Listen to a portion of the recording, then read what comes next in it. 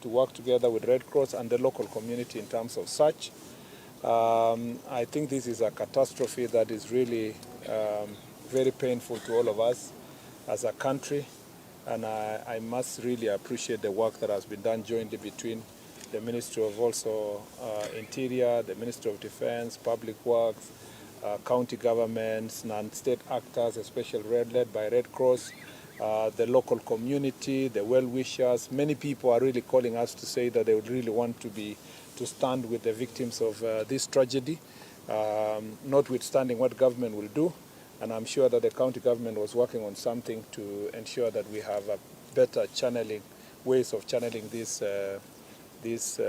support. What I'm happy is that yesterday we had a very good turnaround in terms of response. And I hope that going forward we will continue farming up our capabilities as a country to respond to disasters. And with climate change, this is a phenomenon that we will be dealing with as time goes. And I want to wish all the injured persons quick recovery, continue condoling with the families that lost their loved ones, and request all of us to support each other. I have asked yesterday the local community to work together with the chiefs, the assistant chiefs, and the Ngao officers to make sure that all of us go to safe grounds. As the rains are still on, it's important that we move many of these people to the safe grounds.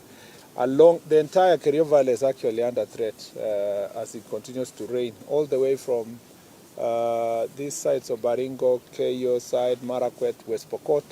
There is always danger of landslides.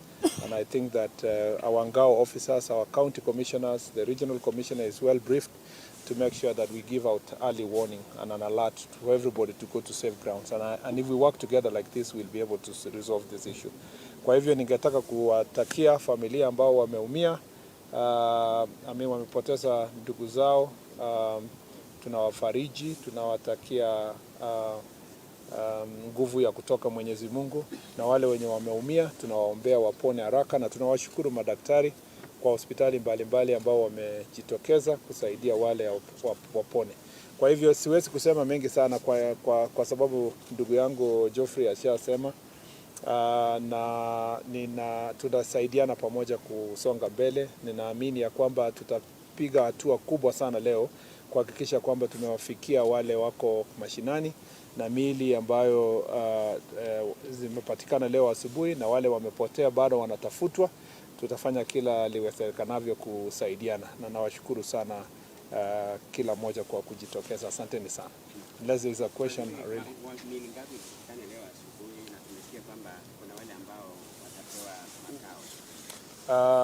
In terms of the bodies, yesterday, I remember I announced yesterday that there are 21 bodies that were found. 21 included the 2 that were found today on the ground. When I went to Embobud yesterday, so I'm a local, so I have an advantage of continued conversation with the people there. So when I went to Embobud yesterday, we could not retrieve one body because of the access between where we were and what we call Mbolod River. The Mbolod River is the one actually that caused more damage down there. So I am sure that there's a conversation with the families to see how best that can be handled. There's a request also at home there by some of the family members to say, if we found our loved ones in the situation they are, they would have wished to bury them. But there's a government protocol for handling, in such disasters, for handling persons who have lost their loved ones. We will be engaging them to make sure that is dealt with. Today, I think the search should be able to lead us to a number of persons who are missing. And in law, you cannot say they are dead until they are established that has happened. So the missing persons should continue being sought. It's very sad, by the way, that some families lost 5, 6, immediate family members. So it's not a very easy thing.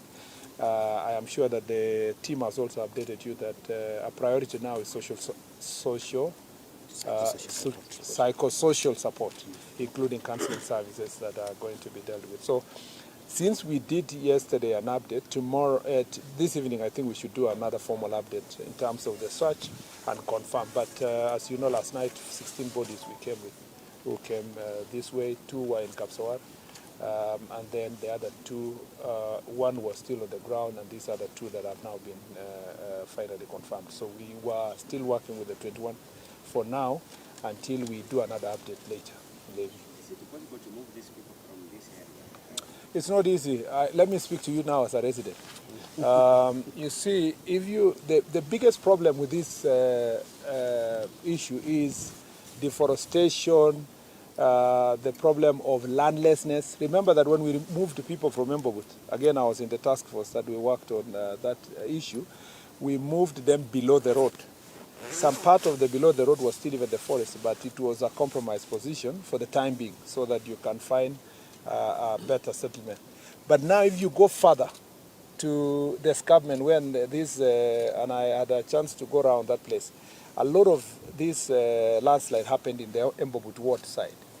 If you go further now where people own their own personal land, you will find that the kind of farming methods are precipitating this issue.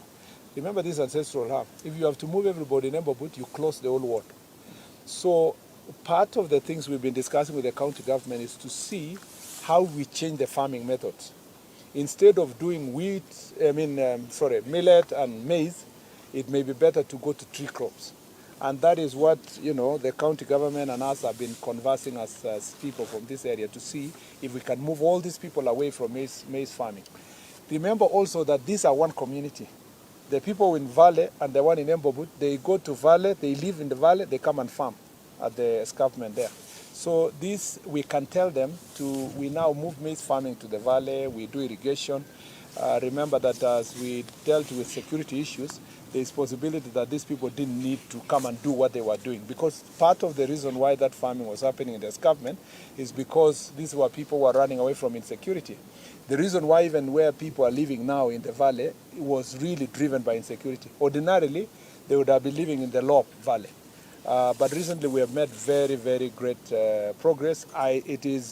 For me, it is going to be possible to ensure that the farming methods up there, we can change to trees, tree crops, and all that kind of things to make sure that we protect the environment. And we'll work together with the relevant ministries to deal with this. There are a number of long-term issues that are necessary. And with climate change, you have also to do climate resilient infrastructure, which is the challenge in these escarpments. Beautiful tourism, many other things, but the danger with rain is that if we don't plant more trees, we are going to have this challenge. And you saw what PS Kipto was trying to do in this other part, and this is something we need to take all over the place to restore the forest. Okay, asanteni sana, tuachie hapa tafadhali kwa sababu ya muda. Asanteni sana. Thank you very much.